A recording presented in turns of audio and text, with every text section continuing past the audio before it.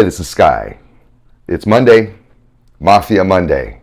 Let's jump into our story, pick up where we left off. I got the laptop open. We're going scene by scene every single Monday through all three novels that I wrote about the Los Angeles Syndicate. We're starting with the first one. I believe we're still in chapter 17, California Gangsters. We're following our main character, young Simon Castro, who joined the mafia and now he's about to start his own crew. This is a very controversial move politically in the underworld. But he's got backing from his father, who has a master plan.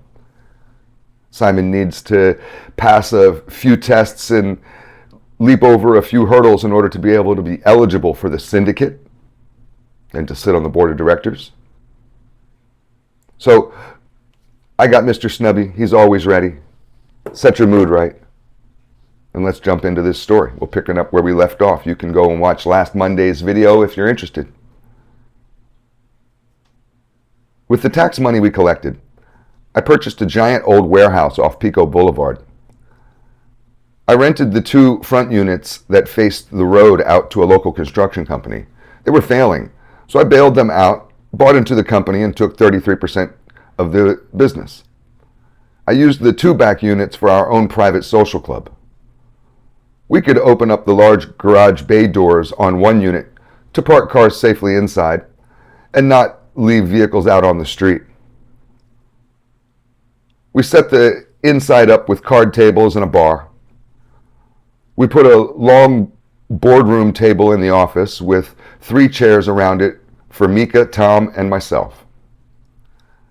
I got these brand new fancy CCTV cameras from an associate. Tom was smart enough to set them up by himself all around the building so we could see people creeping up on us in real time if we had any enemies. We cut a secret doorway in the back of a small closet, which opened into the construction company's main offices, so we could sneak out of the front of the building if we were pinned down in a shootout or by the police. From the outside, it looked like a boring old brown warehouse, but inside it was amazing. We really transformed that building into the DTG headquarters. The construction company got a contract to build a bunch of small storage unit facilities all over the city. The storage places became a popular business model as Los Angeles became overcrowded with constant waves of immigrants and California dreamers from back east. So I rented a handful of them in a fake name at various locations around the city. We used them to store any stolen goods that we might have and stash large quantities of dope that we were pushing on the streets with Tom's connections. As soon as it was set up, Frank came by the warehouse to see what we were up to. He was happily surprised at how professional the place looked on the inside. He ended up coming by almost every weekend to hang out with us. Frank was a social butterfly and made a point to have a long, deep conversation with every single person who walked in the door. I enjoyed having him around because Frank was powerful, and it was like having a headlining act play a nightclub. Lots of people came downtown to our new spot just to see my Uncle Frank. Within a month, the new DTGs were on the map, and we were well respected. One night at the clubhouse, Frank was playing Texas Hold'em with Mika. Lots of DTGs were hanging out in the other room and having a good time as usual on the weekend. Frank set down his cards and picked up his cigar to take a long puff. He said, "I fold." I replied, "Hey, Frank, I got an offer for you that I bet you won't refuse." He smiled and said, "Oh yeah, what?" I looked at Tom and Mika and then replied, "I heard you were slinging a lot of dope these days. I won't tell my father. You know he hates that racket. But here's the deal. You need to start buying from me." Frank burst into laughter and said, "Are you trying to muscle your poor old uncle? I replied, "No, not at all. Tom, tell him the deal." Tom cleared his voice and said, "We will beat the price that those Mexicans charge you.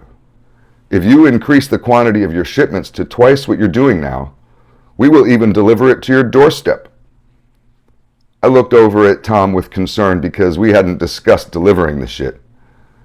My uncle agreed, and we all shook hands on the deal. Frank was like a snowball rolling downhill with the dope game. He got bigger and bigger with each move he made, doubling up each shipment. Within a few months, Frank was ordering hundreds of tons of product from us. Shipping such large quantities of dope became a problem right away, as I'd never expected to deliver it in the first place. But in business, like in football, one learns to adapt in order to keep the ball moving forward. So I immediately purchased a failing trucking company that had a large fleet of vehicles, but with not much work to give their drivers. They had a huge warehouse of their own down in the shipyards near Long Beach, which made our international shipments really easy to unload and distribute around the state. The operation was pretty slick and looked very legitimate. The containers were from Italy, filled with olive oil and pizza sauce. We sold the restaurant ingredients to pizza places all over the West Coast, supplying almost everyone. The dope was successfully hidden inside the containers, and we had two businesses going. One that was legit, and one that very much wasn't. The dope game made us filthy rich. Both Mika and Tom were shopping mansions in Beverly Hills. I had too much cash laying around and felt that filling random storage units all over the place was getting a little bit risky. I began investing with this real slick cat that Mika turned me on to named John Prince. John was a well-known boxing promoter. Working with him was great because he did everything. I put up the money for an aging, out-of-shape Muhammad Ali to make another comeback, and the payout was so massive that I immediately began finding many other big-name title bouts.